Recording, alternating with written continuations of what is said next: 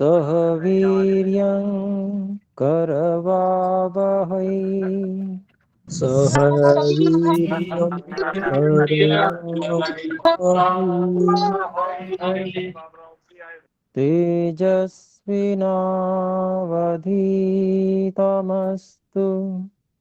तेजस्विनावधीतमस्तु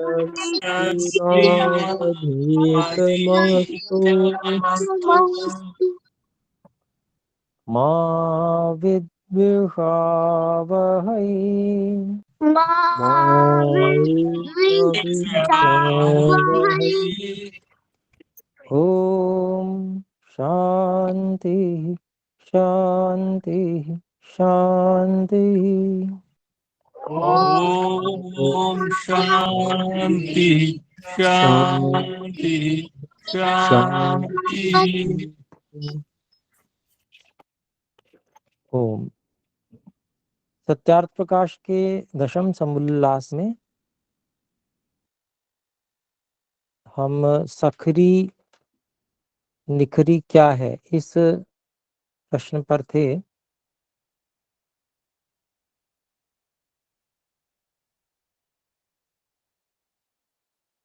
और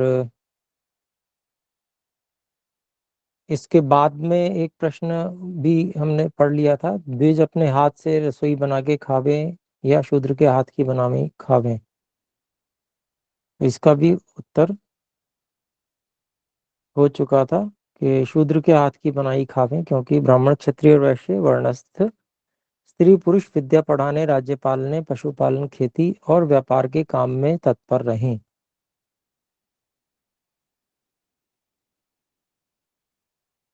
तो ये भी हमारा प्रश्न हो गया था। तो इसके बाद में जो एक प्रश्न है, शूद्र के छुए हुए पके अन्न के खाने में जब दोष लगाते हैं तो उसके हाथ का बनाया कैसे खा सकते हैं।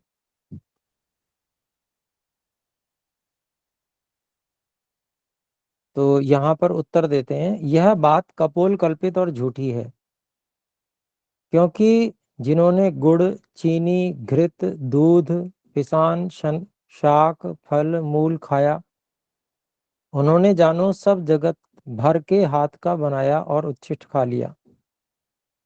क्योंकि जब शूद्र, चमार, बंगी, मुसलमान, ईसाई आदि लोग खेतों में ईख को काटते, छीलते, पील कर रस निकालते, तब मलमूत्रोत्सर्ग करके उन्हीं बिना धोए हाथों से छूते, उठाते, धरते, आधा सांठा चूस के रस पी के आधा उसी में डाल देते, और रस पकाते समय उस रस में रोटी भी पका कर खाते हैं।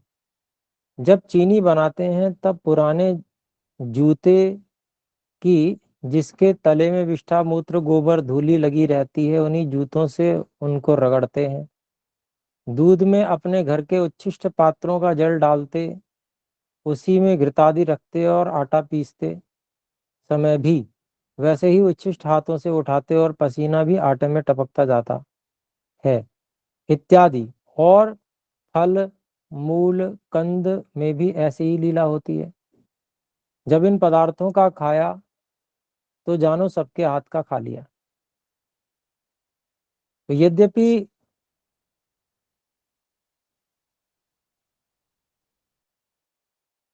एक जो बाजार व्यवस्था है, जिसमें बाजार में वस्तु आती है और लोग बहुत सा दिखावा भी करते हैं कि भाई ये जो है अनटच्ड है, बिना छुई हुई चीज है, लेकिन फिर भी है वो मनुष्यों के अधीन।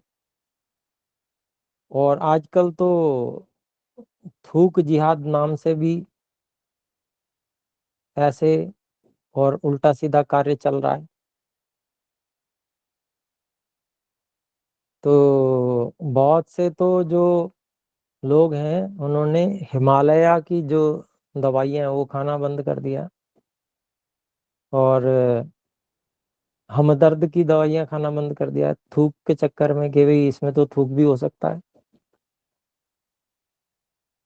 क्योंकि उनके जो मालिक लोग हैं वे लोग मुसलमान है और उनकी बड़ी विशेष श्रद्धा होती है थूक में।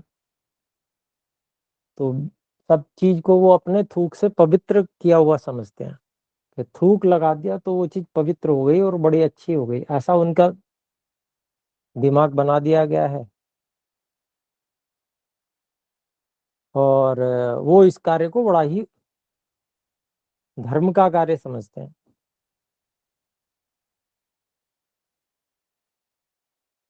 और ये तो मतलब आप समझिए कि ऐसे लोगों की कथा है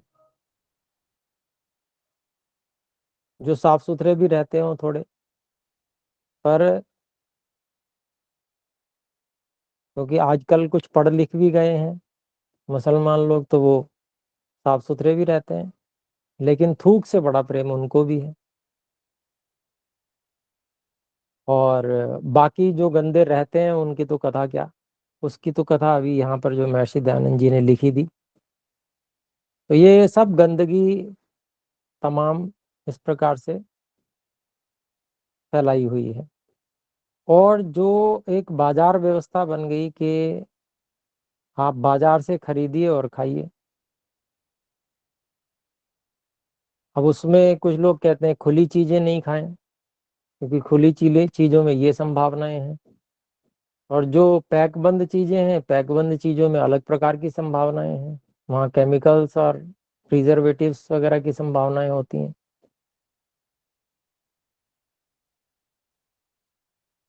तो कहीं सब जगह परेशानी है। बस केवल परेशानी से बचने का उपाय ये है कि अपनी गाय पालें, शुद्ध अपना खेत हो, उसमें उगाएं और साफ सुथरा करके और प्रयोग करें। तो इतना जो आजकल जो वैश्विक व्यवस्था है जो आज चल रही है, कॉरपोरेट कल्चर जिसे कहते हैं, पैसे की व्यवस्था हावी है, पैसा सबके मस्तिष्क पर भी हावी है। तो उससे सबको ये लगता है कि सब कुछ खरीदा जा सकता है, परंतु बहुत कुछ ऐसी चीजें हैं जो छुपी हुई हैं, जिनके बारे में पता ही नहीं है। हम ऐसा विश्वास करके कोई चीज खरीद रहे हैं कि ये बहुत अच्छी साफ सुथरी है, परंतु जो बेचने वाले या बनाने वाले हैं वे उस पर विश्वासघात करते हैं।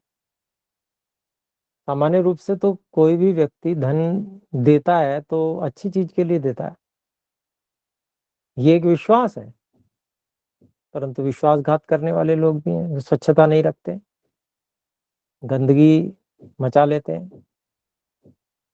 तो ये समस्या, ये कॉरपोरेट कल्चर में और वैश्विक व्यवस्था में ये समस्या तो है, जबकि ग्रामीण व्यवस्था में ये समस्या नहीं होती है या कम होती है। वहां भी लेन देन तो होता ही है, लेकिन बहुत सा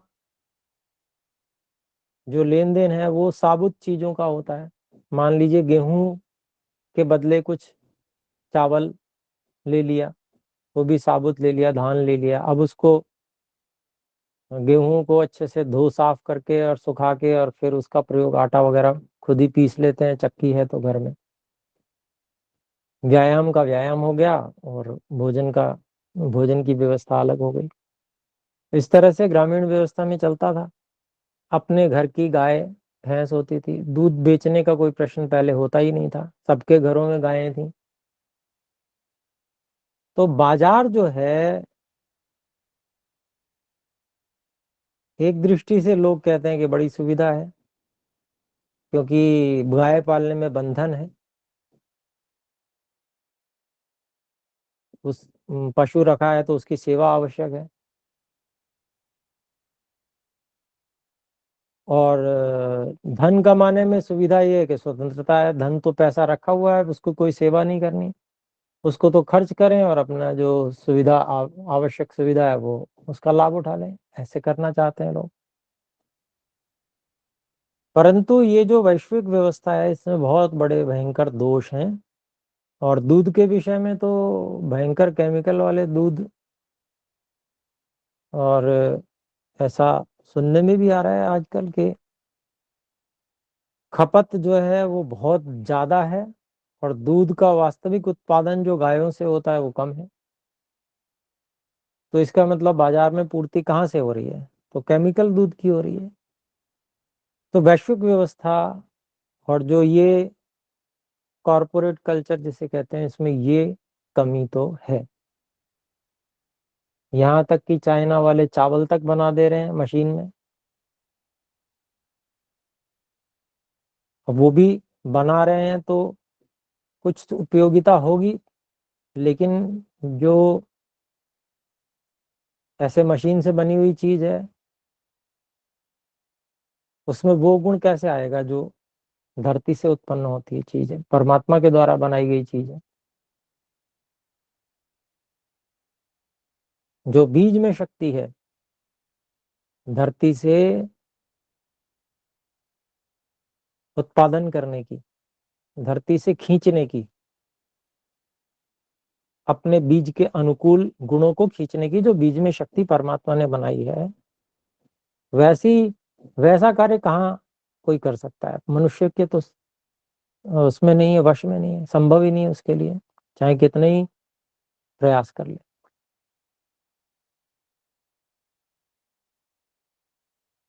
तो ये विषय ऐसा है कि, और ये विषय कोई आज का हो तो ऐसा नहीं है, हमारे आज के परिप्रेक्ष्य में ही महर्षि दयानंद सरस्वती जी भी हैं। यानी कि महर्षि दयानंद सरस्वती जी जब थे तो अंग्रेजों ने वो व्यवस्थाएं बहुत सी लागू कर दी थी। वो गुरुकुल समाप्त कर चुके थे उस समय तक,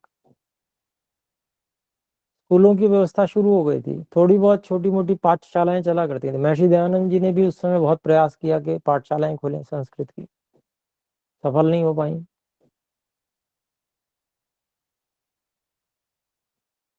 बंद करनी पड़ी अनेक भ्रष्ट लोगों के कारण से।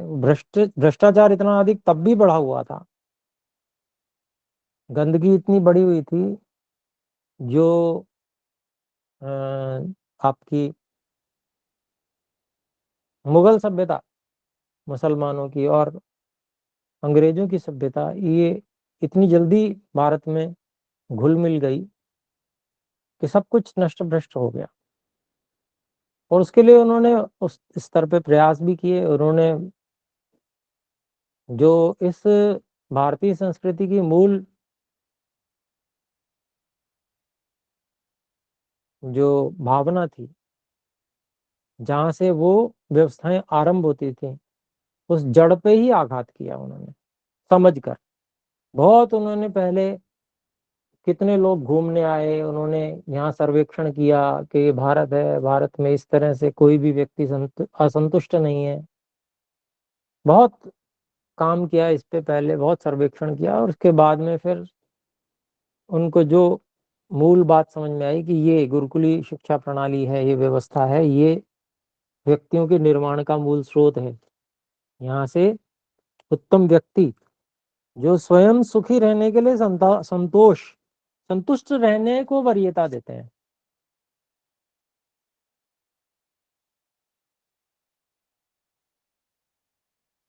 ऐसे लोग तैयार होते हैं ऐसे गुरुकुलों में। क्योंकि यहाँ तो गुरुकुलों में यही शिक्षा दी जाती है। अब श्लोक में बताया महर्षि मनु ने, संतुष्टो भार्या भर्ता तथे विषय। तो वो क्या मतलब हुआ उसका? वही तो है कि जिस कुल में पति से पत्नी और पत्नी से पति संतुष्ट रहते हैं,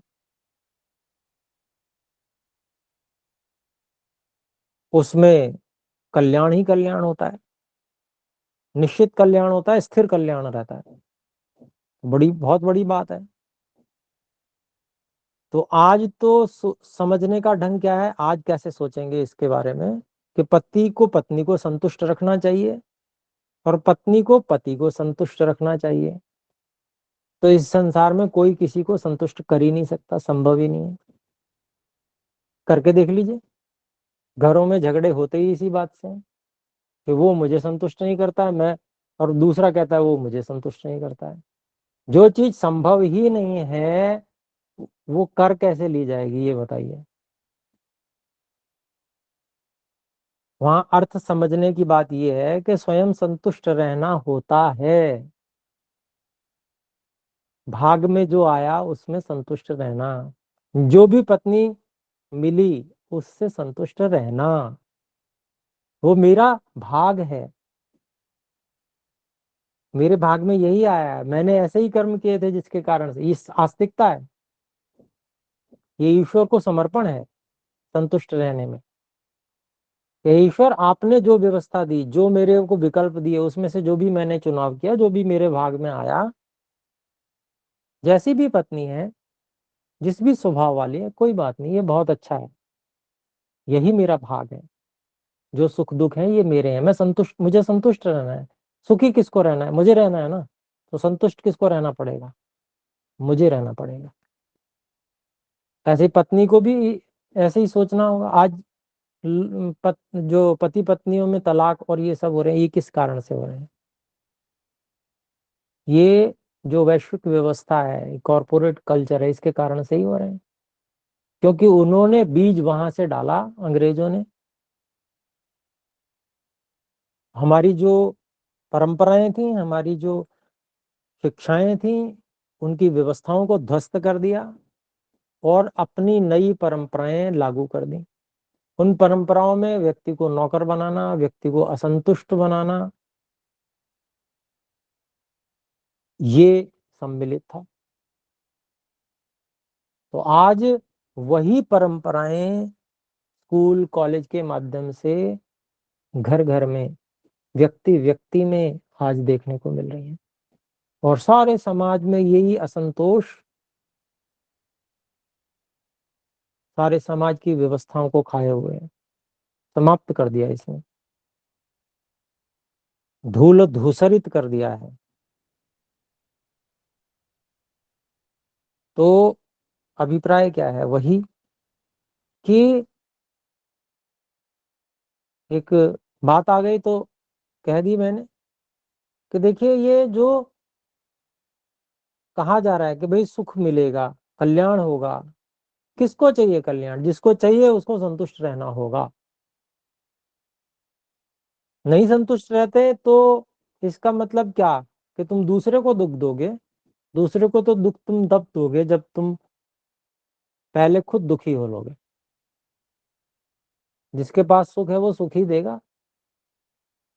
जो संतुष्ट है वो सबको सुख देगा। संतुष्ट रहने वाला व्यक्ति पहले स्वयं सुखी रहेगा, आनंदित रहेगा, और फिर सबको सुख देगा। जो असंतुष्ट रहने वाला व्यक्ति, वो पहले खुद जलेगा, फिर उस आग से दूसरे को जलाएगा। यही संसार का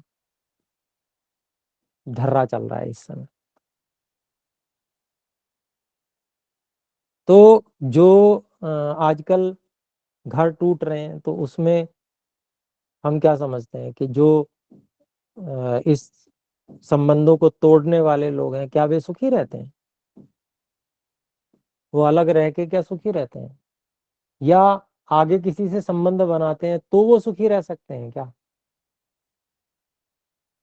जितनी बार संबंध बनाएंगे दुखी रहेंगे, क्योंकि मूल में जो भावना है वो गलत बनी हुई है। मूल भावना को हमारे गुरुकुल और वहां का प्रशिक्षण, उसका अभ्यास, लंबा अभ्यास, आचार्य के निर्देश में लगभग कम से कम 16 वर्ष रहता था विद्यार्थी। 8 8 दूनी 16, 8 3 24, 8 वर्ष मान लीजिए घर में रहा, तो 16 वर्ष आचार्य के पास रहता था। 24 वर्ष 25 वर्ष में समावर्तन होता था। तब ये जो 16 वर्ष का काल इतना लंबा, और ये लगातार उस अभ्यास का था कि उसमें उसको इस प्रकार का प्रशिक्षण दे दिया जाता था, उसको उस प्रकार की जीवन शैली, आचार्य का स्वयं का आचरण वैसा होता था, उसको देख देख के वो वैसे ही सीख जाते थे विद्यार्थी। वातावरण ही ऐसा बन जाता था आचार्य और आचार्यों को देख देख के। और इसकी परंपरा बहुत दिनों तक तो अपने भारत में परिवारों में चलती रही। लेकिन फिर जब आधुनिक शिक्षा की बात आई, बच्चे पढ़े लिखे होने चाहिए, अरे उससे अच्छे तो भारतीय, अगर आधुनिक शिक्षा से पढ़े लिखे से तो बेहतर अच्छे अनपढ़ होंगे, जो पहले पढ़ते लिखते नहीं थे। इस आधुनिक शिक्षा को ऐसे, जो हमारे माता पिता आदि के काल के लोग हैं, वे आज के जो पढ़े लिखे हैं उनसे बहुत बेहतर थे, व्यवहार में, कुशलता में, जीवन जीने की शैली में, आस्तिकता में, ईश्वर की भक्ति में। आज का व्यक्ति तो बिल्कुल ही, अब इसको क्या कहा जाए, देखने में आ रहा है। ठीक है, कुछ लोगों को ये आर्य समाज है, महर्षि दयानंद जी ने एक संस्था बना दी, उसके माध्यम से कुछ अच्छे संस्कार मिल जाते हैं, तो थोड़ा बहुत ठीक हो जाता है। नहीं तो इसी वातावरण में पिसता हुआ आर्य समाज में जाने वाला व्यक्ति भी, क्योंकि आर्य समाज में तो सप्ताह में एक बार वो चला जाता है, सप्ताह में एक बार थोड़े बहुत उसको सुनने को अच्छी बात मिल जाती है, लेकिन रहता वो किस वातावरण में, इसी समाज में रहता है जहाँ हर व्यक्ति वैसा ही है, उसकी देखा देखी वो भी वैसे ही व्यवहार करता है, और फिर वो भी खुद ही भी दुखी रहता है। उसी तरह के रोग उसको भी होते हैं जिस तरह के बाकी सब लोगों को हो रहे हैं। तो फिर क्या कहा जाता है, भाई ये आर्य समाजी और हमारे में अंतर क्या है, कुछ नहीं। तो उसका कारण ही यही है, उसका कारण यही है कि सप्ताह में जितने घंटे हैं उनमें से 1-2 घंटा अगर सत्संग में चले भी गए, हवन यज्ञ कर भी लिया, सत्संग कर भी लिया, तो उससे कोई विशेष प्रभाव नहीं आता है, थोड़ा बहुत प्रभाव रहता है। बाकी जितना, जैसे सब लोगों के बीच में व्यक्ति रह रहा है, उनका ही प्रभाव उस पर रहता है, और वैसे ही वो जीवन जीता है, उसी तरह से जीता है। तो ये जो एक भयंकर स्थिति महर्षि दयानंद सरस्वती के समय से ही बनी हुई थी, और जो अब तक भी है, उसमें कोई, उसमें वृद्धि तो हुई है, कोई परिवर्तन, कमी नहीं हुई है आर्य समाज के होने के बाद भी। महर्षि दयानंद सरस्वती जी ने तो बड़ा वैसा विचार करके कि चलो एक संस्था आर्य समाज की खड़ी हो रही है, इससे कुछ ना कुछ क्रांति जगती रहेगी। परंतु क्योंकि मूलभूत भावनाओं को साकार नहीं किया गया महर्षि दयानंद जी की। गुरुकुली व्यवस्था के लिए एक स्वामी श्रद्धानंद जी ने एक प्रयास किया, एक आध, और कुछ लोग और फिर बाद में भी प्रयास करते रहे, परंतु अधिकांश लोगों ने, जैसे महात्मा हंसराज जी, उन्होंने भी जो डीएवी की स्थापना की, कोई ऐसा सोच के थोड़ी की होगी कि ऐसा हो जाएगा, ऐसा निर्माण होने लगेगा। लेकिन वो सब हुआ, और उसी, वो जो डीएवी वगैरह जितनी भी संस्थाएं खुली हैं और जो आज भी चल रही हैं, जो स्कूल के नाम से चल रही हैं, चाहे कोई हो, चाहे वो आर्य समाज का स्कूल हो, चाहे सरस्वती शिशु मंदिर वाला स्कूल हो, चाहे कोई और स्कूल हो, वहां पर जो मूल भावना है, जो जीवन शैली की भावना है, जिस तरीके से जीवन होना चाहिए, जिस तरह से विचार शैली होनी चाहिए, सोचने का ढंग जो होना चाहिए, वो विकास नहीं कर पा रहे हैं। नाम तो है, शिशु मंदिर में आचार्य हैं, ठीक है, औरों से बेहतर है, अच्छी बात है, कॉन्वेंट से तो ठीक है, अच्छा है, ना कुछ से कुछ अच्छे संस्कार मिल जाएंगे, वो वाली बात है, लेकिन उतने से क्या होता है, कुछ नहीं। वही वाली बात है, जैसे सारे समाज में लोग विचार कर रहे हैं, जिस तरह से विचार कर रहे हैं, जिस तरह से, जिस शैली से जी रहे हैं, उसी तरह से वो लोग भी जिएंगे, वो कोई अलग से नहीं हो जाएंगे। थोड़ा बहुत ये रहता है कि हाँ भाई, देश के प्रति, कि हमारा भारत है, ये भावनाएं थोड़ी होती हैं, उसका निषेध नहीं है ये, कम से कम इतना तो होता है, अच्छी बात है। परंतु वास्तव में जो भावनाएं, जिस तरह से जीवन, जिससे कि व्यक्ति ब्रह्मचारी और बलशाली, ऐसा अत्यंत तीव्र बुद्धि वाला, आस्तिक, ईश्वर में विश्वास रखते हुए संसार की सभी वस्तुओं को समुचित रूप में उपयोग करने और कराने की स्थिति वाला, केवल अल्पकालिक स्वार्थ की पूर्ति के लिए कार्यों को न करने वाला, ऐसा व्यक्ति कहाँ निर्माण हो रहा है? तो उसके लिए प्रयास तो बिना गुरुकुली शिक्षा प्रणाली के, बिना पूरी व्यवस्था बनाए हो ही नहीं सकता है। लंबे समय तक वैसे अभ्यास होंगे, वैसी जीवन शैली में व्यक्ति रहेगा और उसको उस पर श्रद्धा और विश्वास होगा। आज गुरुकुलों से निकलने के बाद भी विद्यार्थी इसी सारे समाज के अनुसार बन जा रहे हैं। क्यों बन जा रहे हैं? उसका कारण भी यही है कि वो श्रद्धा और जीवन शैली पर, वो विचार करने की शैली पर वो श्रद्धा नहीं है। देखा देखी, दूसरों के ऐश्वर्य की देखा देखी, व्यक्ति उसी तरह से जीवन जीने पे विवश है। ये बहुत बड़ी समस्या है। ये इस पे बहुत तरफ से प्रहार होने की आवश्यकता है। एक ही केवल गुरुकुल बनाने में भी लगे रहे तो भी नहीं चलेगा। गुरुकुलों से निर्माण होके जो लोग निकलेंगे, आज भी जितने गुरुकुल हैं वहां से जो लोग निर्माण होके निकलेंगे, वे इसी तरह से जीवन जिएंगे जैसे बाकी लोग जी रहे हैं। तो उसके लिए क्या है? उसके लिए हम में से ही बहुत सारे लोग सत्यार्थ प्रकाश के छठे समुल्लास को पढ़ के राजधर्म को पालन करने वाले भी होने चाहिए, जो कि राजनीति में भी आए, जिससे राजनीति में भी सुधार हो सके। तो जाके कुछ न कुछ और भी क्षेत्रों में, विद्या के क्षेत्र में गुरुकुली व्यवस्था हो, और जितने क्षेत्र हैं उन क्षेत्रों में भी लोगों को कार्य करने की आवश्यकता है। समग्र रूप से एक विचार को लेकर चलने वाले लोग कार्य जब तक नहीं करेंगे तब तक संपूर्ण व्यवस्था में परिवर्तन संभव नहीं है। तो ये जो समस्याएं हैं, ये समस्याएं तभी संभव हो सकती हैं ठीक होनी, कि जब हम सब एक विश्वास लेकर, और कम से कम अपने जीवन को इस प्रकार का बनाएं कि हम संतुष्ट रहेंगे,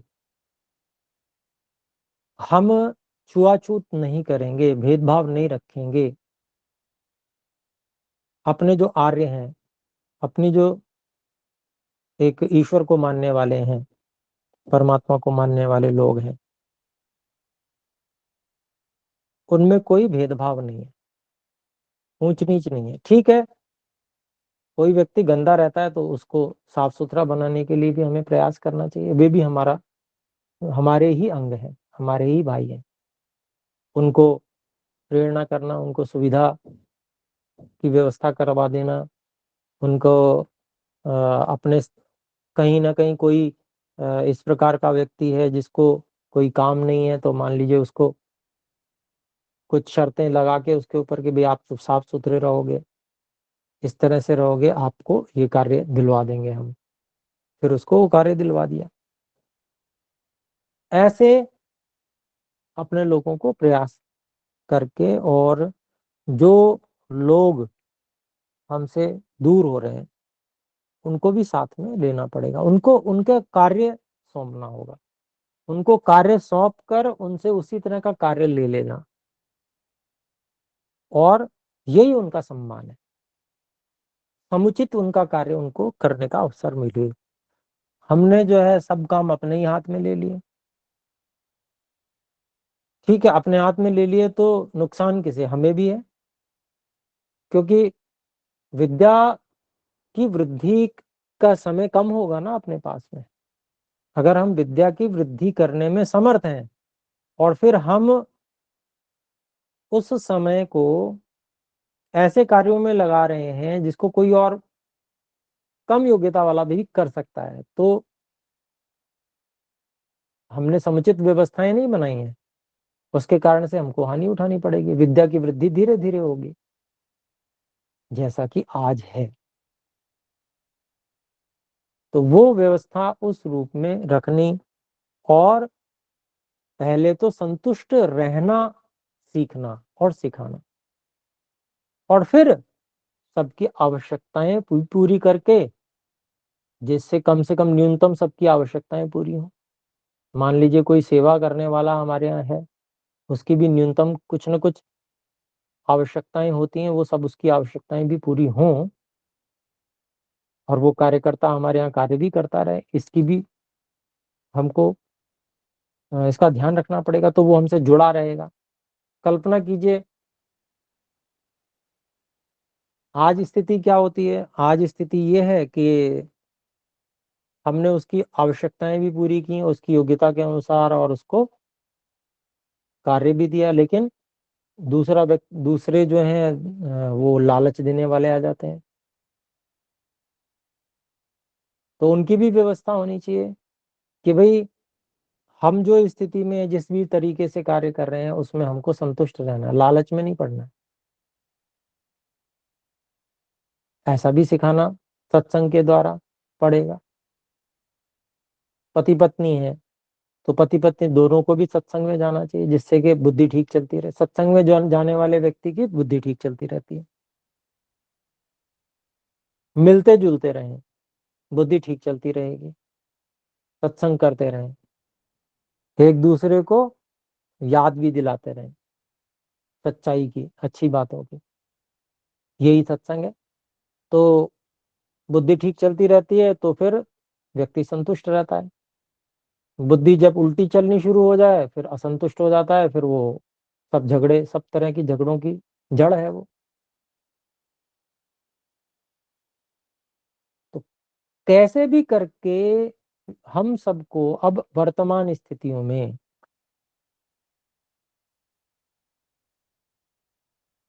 आर्य इस रूप में सामने आना है। आर्य का मतलब क्या? श्रेष्ठ। अगर हम खाली नाम बोलते रहे कि हम आर्य हैं और श्रेष्ठता हम में अन्यों से नहीं है ज्यादा, तो खाली नाम की बात हो गई ना। तो ऐसा नहीं होना चाहिए। हम शरीर में, बुद्धि में, बल में, ज्ञान में, सभी चीजों में श्रेष्ठ होने चाहिए। स्वास्थ्य में भी श्रेष्ठ होने चाहिए, और वो तभी हो सकता है जब हम अपने जो हमारे विचार हैं, जो वास्तव में उनको, आस्तिकता जो हमारी है, उनको हम अच्छे से पकड़ के रखें, उनके लिए व्यवस्था बनाएं। और जो हमारे दूसरे भाई हैं जो उपेक्षित रहे हैं पहले, अभी वर्तमान में भी हम सब एक दूसरे से उपेक्षित हैं। केवल हम इंटरनेट पे मिल जाते हैं, आपस में मिलने की कोई व्यवस्था नहीं है। एक दूसरे से उपेक्षा जैसी है। सब अपने अपने कामों में जो बाजार की व्यवस्था है ना, ये बाजार की व्यवस्था ने सबको जो है काम पे लगा रखा है। टाइम नहीं किसी के पास में, किसी से फुर्सत नहीं है बात करने की, मिलने की। फिर आदमी घबराता भी है कि अगर हम किसी से कुछ बातचीत करें, दूसरा ये समझेगा कि लो जी, टाइम वेस्ट कर दिया मेरा। ये बड़ा बड़ा कठिन आजकल विषय उपस्थित हो गया है कि, और कितने ही लोग तो कह भी देते हैं। तो भी कोई ना कोई मार्ग तो ऐसा निकलना ही चाहिए जहां पर हम सब आपस में फिर से पहले के समान फिर से बातचीत करने, जिसको कहते हैं कि एक दूसरे का हालचाल लेने, एक दूसरे के सुख दुख में काम आने, इसमें फिर से हम लगें। और साथ में जो लोग काम करने वाले हैं, जो लोग बेचारे पढ़ नहीं पाए, उनसे भी यथा योग्य कार्य लेकर उनको भी ये एहसास कराते रहे, उनको अनुभव कराते रहे कि हम उनके साथ हैं और वो हमारे साथ हैं। ये जब तक नहीं हुआ, यहाँ पर यही बात कही है, देखिए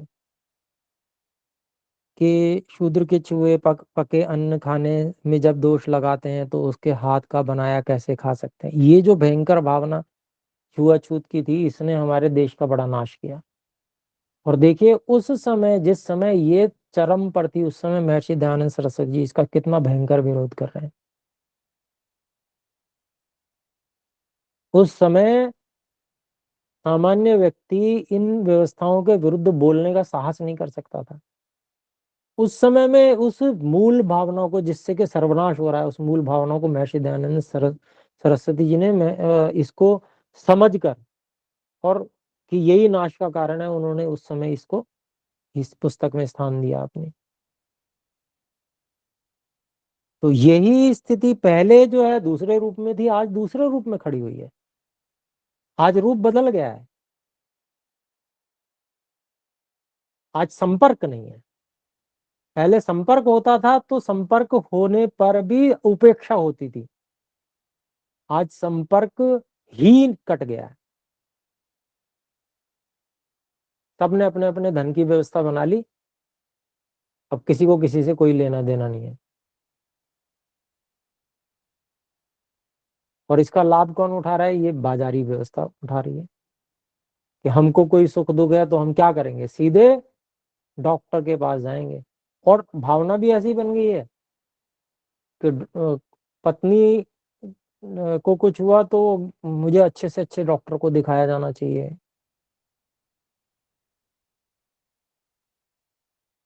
ये पता नहीं है कि वही सबसे ज्यादा काट लेने वाले हैं।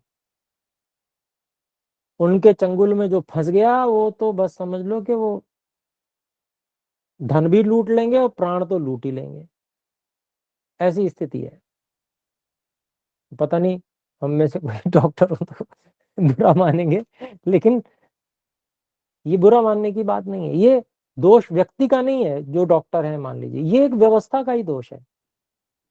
उस व्यवस्था में ऐसी दिमाग बना दिया गया कि धन कमा लो किसी भी तरह से, कैसे भी करके। ये भयंकर स्थिति है। तो ये जो सामाजिक अ, विषमता है, इस सामाजिक विषमता को दूर करने का यहाँ पर ये खान पान का जो ढंग है, ये इसमें यहाँ पर ये मूल मंत्र महर्षि दयानंद जी ने दिया है कि जिसका जो कार्य है उससे वो कराइए ना। भोजन बनाना आपका कार्य है क्या? आप पढ़े लिखे हो, आप विद्या की उन्नति कर सकते हो। इतनी देर आप खाना बनाओगे, मान लीजिए 3 समय का आप भोजन या कुछ भी बनाते हैं, उसमें आपका कम से कम नहीं तो 1 घंटा तो जाएगा ही। कम से कम कह रहा हूँ 1 घंटा। इस 1 घंटे को आप लगा के कहीं किसी को विद्वान बना सकते हैं आपकी विद्या से, उससे ज्यादा उपकार होगा। तो यथा योग्य जिसका जो कार्य, उसको उस कार्य में लगाना, उसको उस कार्य को देना। और ये छुआछात, ये बिल्कुल गलत बात है। व्यक्ति को साफ सुथरा रहने के लिए प्रेरित करें, उसके निरीक्षण करें और उसको टोक भी दें अगर कोई गलती करता है वो तो, जिससे कि वो दोबारा ना करे। यहाँ कहा तो है, ऊपर पीछे कहा था, ये आर्यों के घर में शूद्र अथवा अथवा मूर्ख स्त्री पुरुष पाक आदि सेवा करें, परंतु वे शरीर वस्त्र आदि से पवित्र रहें। पवित्र रहें का मतलब अपने आप नहीं रहते हैं तो कहना पड़ेगा भाई ऐसे करिए, ये लीजिए, ये वस्त्र है, ये मुंह पे बांध लीजिए। आगे कहते हैं, देखिए, जब रसोई बनावे तो मुख बांध के बनावे, क्योंकि उनके मुख से उच्छिष्ट और निकला हुआ श्वास भी अन्न में ना पड़े। तो यही तो अभिप्राय है कि साफ सुथरा रहना चाहिए। साफ सुथरा रखिए, काम करने में क्या परेशानी है। आज नहीं होता है क्या? आज तो मुंह पे कपड़ा, क्या वो तो सिर पे भी बांधते हैं। सिर पे अलग अलग अनेक किस तरह की टोपी होती है वो पहनते हैं, हाथों में ग्लव्स पहनते हैं। तब आप बाजार में चले जाइए, आजकल तो फैशन हो गया है। जो चाट बनाने वाले ये आप देखेंगे तो ये सब हाथ में प्लास्टिक के लिफाफे पहन के, और वो तब कुछ न कुछ वो दे रहे हैं। जब बनाया होगा तब कैसे बनाया वो अलग बात है, लेकिन वो बाजार में दिखावा तो है ही है। तो ये जो सही व्यवस्था है उसको समुचित रूप में घरों में भी करना, और उन व्यवस्थाओं को बनाकर और एक सामान्य निर्धारण करना चाहिए कि इतनी तो ये आवश्यकताएं हैं, इन आवश्यकताओं की पूर्ति सबकी होनी चाहिए, और उनकी आवश्यकताओं की पूर्ति करना, और उसके बाद में व्यक्ति को ये समझाना भी कि ये संतोष अपने सुख का विषय है। जिसको सुखी रहना होगा वो संतुष्ट रहेगा, सीधी सी बात है। जिसको सुखी नहीं रहना है वो असंतुष्ट रहे, अब मर्जी आपकी है। तो ये सब अपने लोगों में पहुंचानी चाहिए बातें, और समाज में जो एक संपर्क टूटने की जो अवस्था आ गई है, इसके लिए कुछ ना कुछ समाधान करना चाहिए। अनेक प्रकार से ये समाधान हो सकते हैं। जो गली मोहल्ले और आस पड़ोस में महिलाएं होती हैं, वे तो आपस में फिर भी बातचीत कर लेती हैं, पुरुषों की प्राय होती नहीं है बातचीत। तो वो भी कुछ ना कुछ ऐसी व्यवस्थाएं करनी चाहिए जो एक दूसरे से मिलते रहें, अच्छी सुख दुख में साथ देते रहें, एक दूसरे को उत्तम सुझाव भी देते रहें। ऐसे प्रयास, उसके लिए कुछ ना कुछ अच्छे प्रयास होने चाहिए। शहरी व्यवस्था में ये समस्या बहुत ज्यादा है, गांव में तो नहीं होती है। गांव में तो सब घर एक जैसे होते हैं, घर से निकले तो नमस्ते जी, श्री राम, जय श्री राम, ये सब होता रहता है। तो यहाँ पर काफी लंबा ये प्रश्न और उत्तर इसके विषय में हो गया। तो ये जो बाजारी व्यवस्था है, इस बाजारी व्यवस्था में ये सब संभावनाएं हैं, और अगर हमको ये बाजारी व्यवस्था एक भाग्य के रूप में मिली हुई है, तो कहीं ना कहीं इस बाजारी व्यवस्था को बनाने में हम भी कारण रहे हैं, और आज भी हम उसी को सपोर्ट कर रहे हैं अपने सभी कार्यों से। तो इस बाजारी व्यवस्था के विरोध में भी कुछ ना कुछ अपने लोगों को कार्य करना चाहिए। वो कैसे कर सकते हैं? हम कुछ ना कुछ जो ऐसा कार्य करें जो हमारी योग्यता है उसके अनुसार, जिससे सामाजिक व्यवस्था में परस्पर संपर्क और संबंध और प्रगाढ़ हो, जिससे बाजार की व्यवस्था पे चोट पड़े।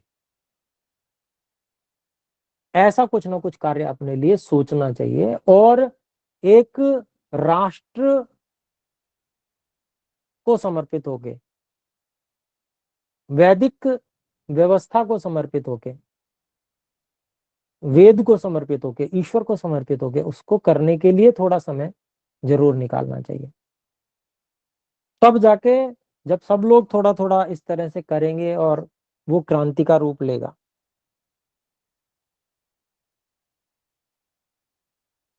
तब कोई संभावना है कि फिर से हम एक उत्तम व्यवस्था को ला पाएंगे। नहीं तो ये जो व्यवस्था है जिसमें सब लोग बहे चले जा रहे हैं, इस तरह की व्यवस्था चल रही है, तो कहीं ना कहीं कुछ ऐसा विशेष कुछ हो जाए, घटित हो जाए कुछ ऐसा, जिससे कि सब लोगों को इससे विरक्ति हो, बड़े समुदाय को विरक्ति हो, तब जाके कुछ होने का संभव है। और ऐसा होता भी है। कुछ ना कुछ ऐसी भयंकर आपदा आ जाती है, फिर उसके बाद में सब लोग उसे गलत व्यवस्था से विरक्त होते हैं।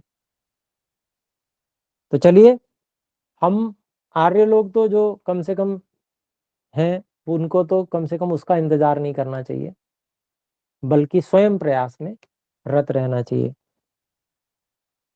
तो अब हम देखते हैं आगे प्रश्न। फल, मूल, कंद और रस इत्यादि अदृष्ट में दोष नहीं मानते।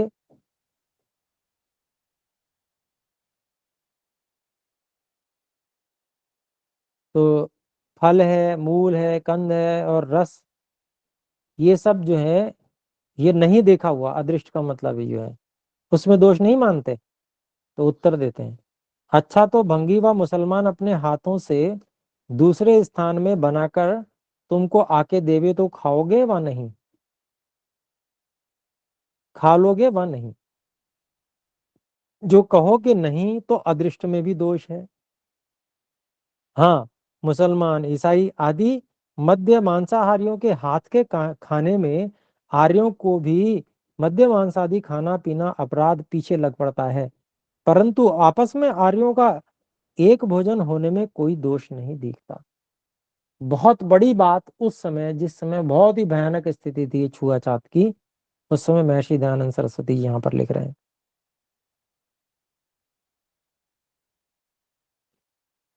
कि अदृष्ट में दोष नहीं मानते क्या।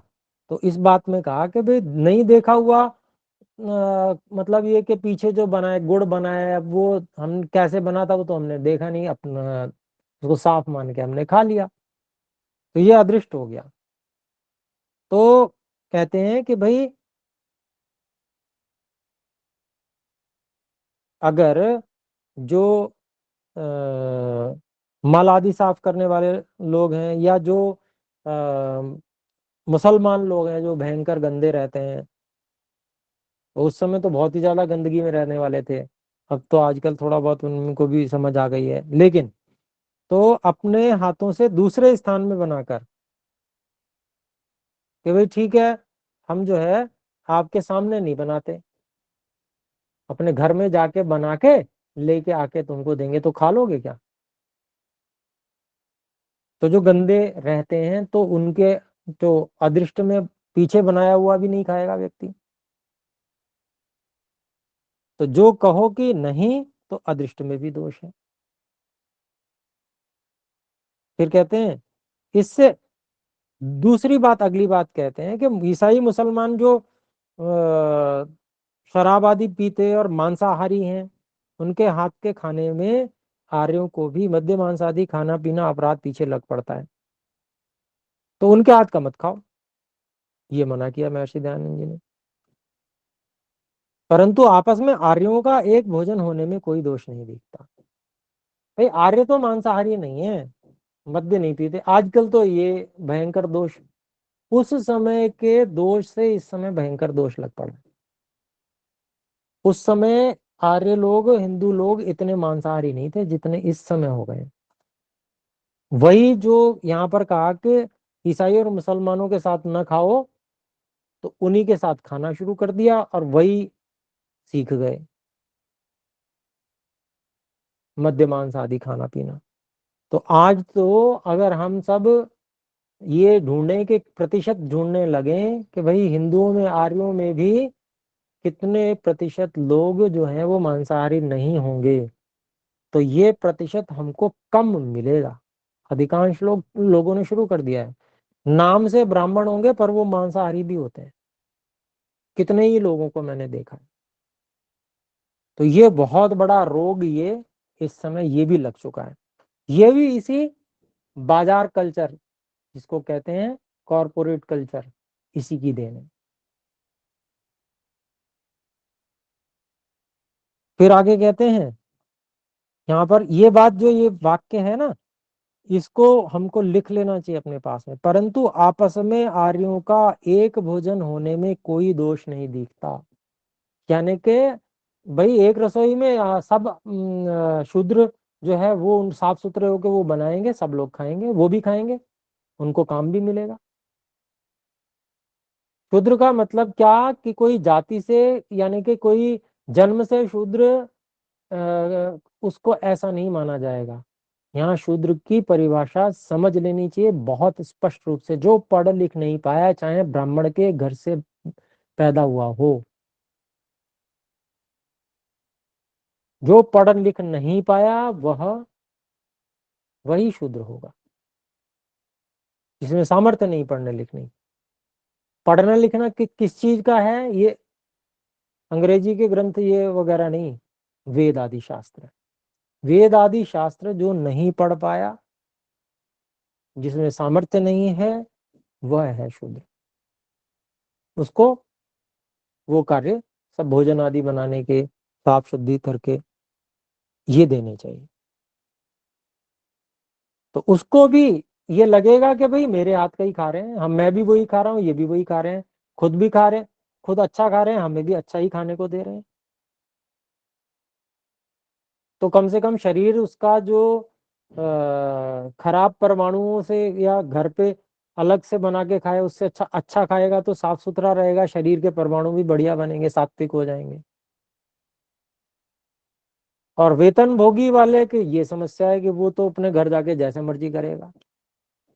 इसलिए पहले जो सेवक होते थे वो एक परिवार का जो अंग होते थे, ऐसे ऐसे रहते थे घर में, परिवार के सदस्य। उनके बेटे बेटियों का विवाह करने की जिम्मेदारी भी मालिक की होती थी।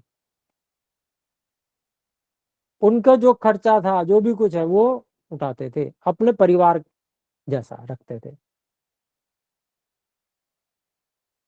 उनको अलग से वेतन की कोई आवश्यकता नहीं, सारी आवश्यकताएं उनकी पूरी होती थी। घर में परिवार में हम सब लोग रहते हैं तो क्या हम कुछ मांगते हैं कि भाई हमें ये इतना चाहिए वो चाहिए? कुछ भी नहीं। सब काम करते हैं, अपने घर में खेती होती है, खूब काम करते हैं, घर में आके अपना दही मक्खन लस्सी पीते हैं, खूब अच्छे से घृत आदि करके भोजन करते हैं। यही तो है परंपरा। तो ये एक पारिवारिक परंपरा है। ऐसे ये भी एक तरीका है कि एक जो भी जिनको लोगों को कोई दलित कहता है, ऐसे परिवार को गोद ले लेना चाहिए कि आप हमारे साथ ही रहेंगे, हमारे पास काफी बड़ा घर है, इसमें रहिए, आपके रहने के लिए ये व्यवस्था है, और खाएंगे पिएंगे भी आप हमारे साथ में, आपको काम दिया जाएगा यहाँ पे। पूरा परिवार, उनका भी, उनके बच्चों को पढ़ाने की जिम्मेदारी भी, कि बच्चे हैं तो उनके बच्चे भी हमारे बच्चे हैं, पढ़ेंगे वो समान रूप से, अच्छे से अच्छा उनको अध्ययन कराया जाएगा, गुरुकुल में भेजेंगे, अपने बच्चों को भी उनके बच्चों को भी। ये है, इससे होगी समरसता। अब ये पूछा जाए कितने लोग तैयार होंगे तो बड़े कठिन हो जाएगा। तो अभिप्राय क्या है कि कुछ अगर बदलाव लाना है तो उसके लिए कुछ बदलाव आने योग्य कदम भी उठाने पड़ते हैं। यहाँ देखते हैं, देखिए,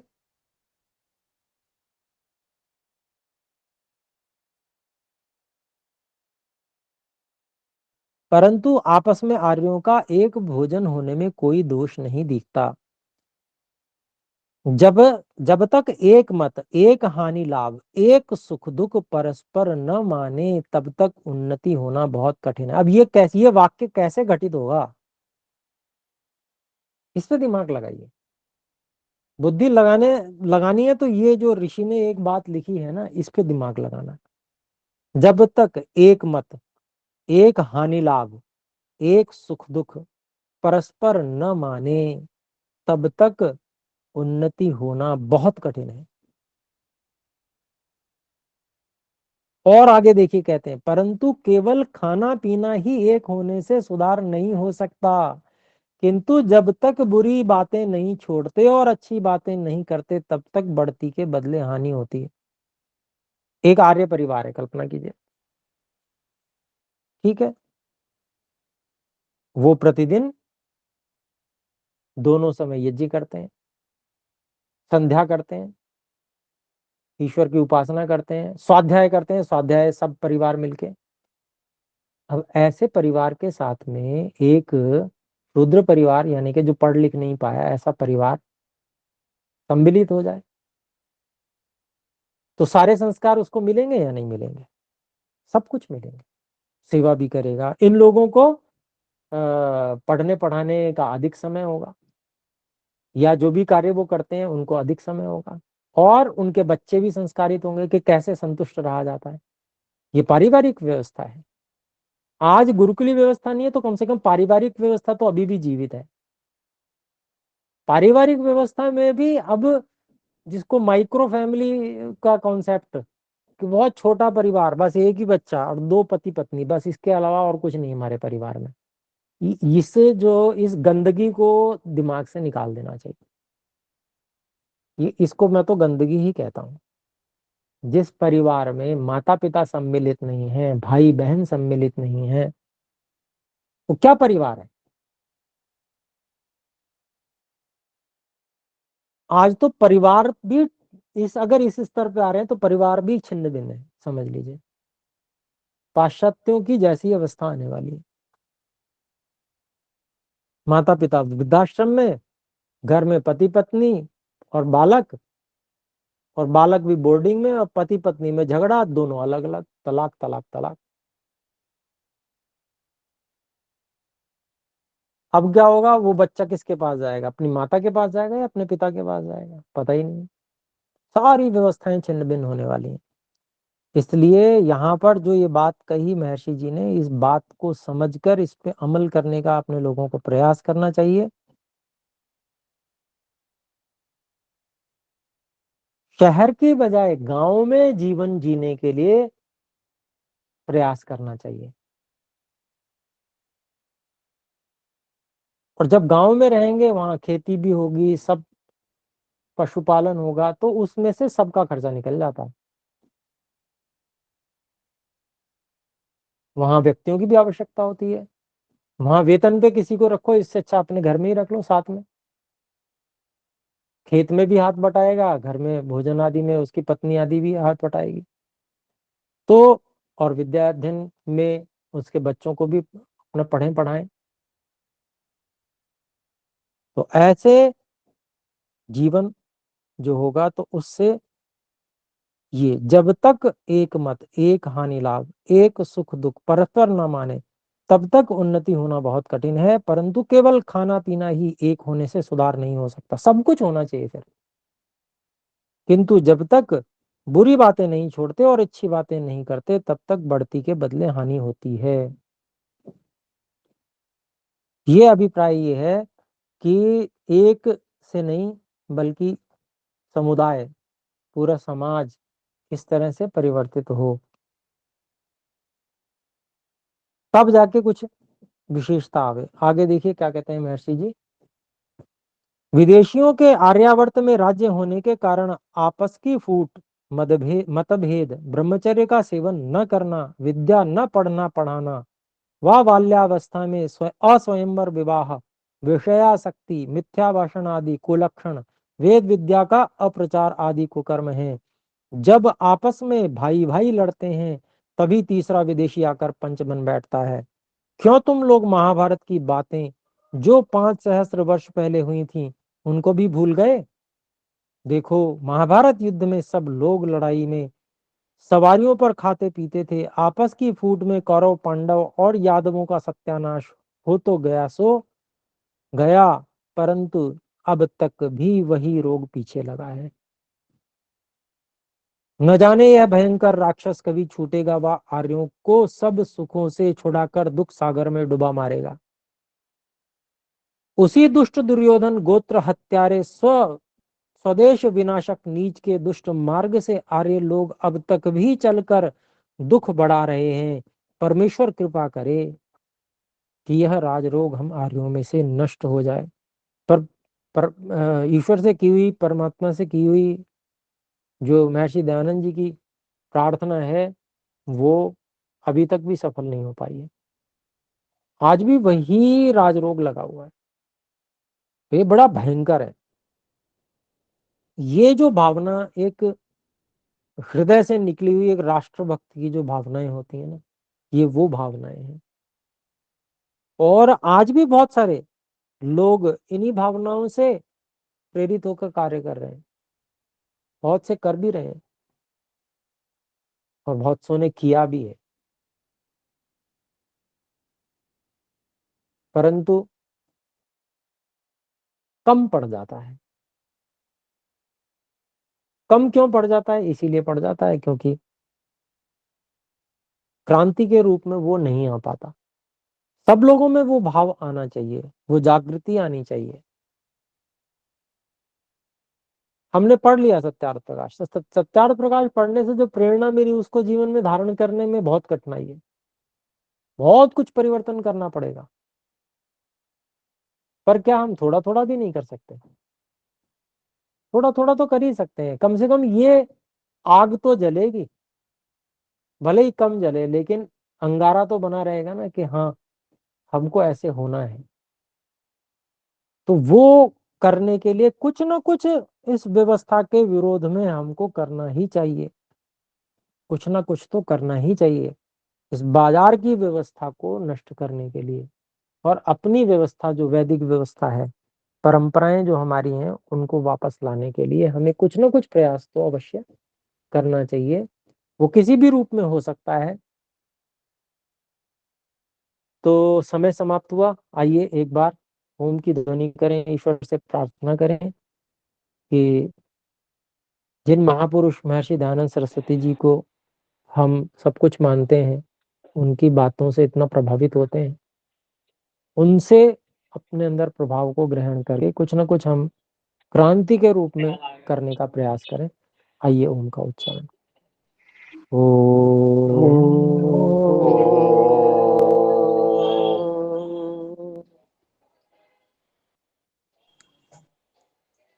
सभी को सादर नमस्ते। जो सभा को छोड़ना चाहते हैं छोड़ सकते हैं, और जो कोई पूछना चाहते हैं पूछ सकते हैं प्रश्न।